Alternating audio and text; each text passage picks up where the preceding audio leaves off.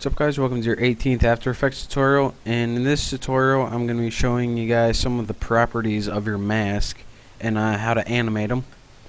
So the first thing that you're going to want to do is drag out any clip into your composition panel. I used the robot clip from last time. And the next thing you're going to want to do is go ahead and make a mask. It doesn't matter what shape it is or nothing like that. So go ahead and make sure your movie clip is selected, the layer, and go ahead and make any kind of mask you want. I'm just going to make a basic star mask for the purpose of this tutorial. And the features of your mask are listed under Mask 1. This little arrow that's pointing to the right, if you click it, you can see all of your mask features on this, and this is what we're going to be learning today. So again, click that little arrow and it'll display all the features. The first one is the mask feather. And what the mask feather does is feather out the pixels on the edges of your mask. And to do that, all you need to do is scrub the values to the left or right. This first value right here is on the x-axis, and the second one's on the y-axis. That's left and right and up and down.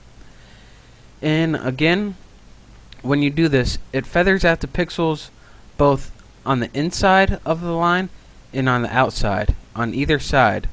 So remember that when you're making a mask. And if you want to unlock these two little things, you just have to press that little lock, and now your proportions, you can edit either the x-axis feathering and the y-axis feathering independently.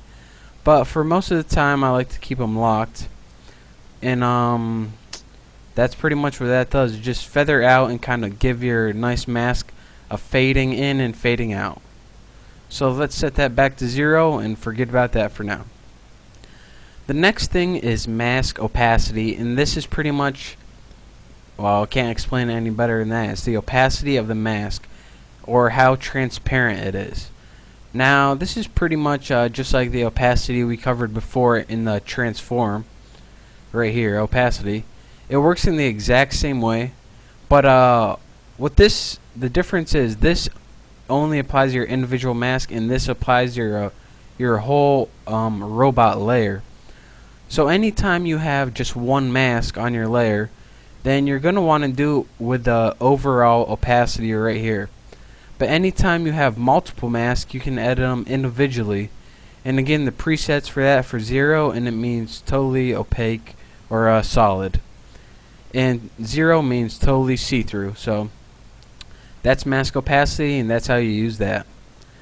And the mask expansion is also the mask contraction. What this does is allow you to either take the original shape of your mask and either shrink it by making it a negative value, or expand it by making it any value greater than 0. So that's pretty much the basics of that. You don't really have to know anything extra about that. But those are the three. Oh, in this mask path right here, that is just if you double click this, that's just where it is on your thing. Don't touch that ever, because there's easier ways to do that we learned in the last tutorial.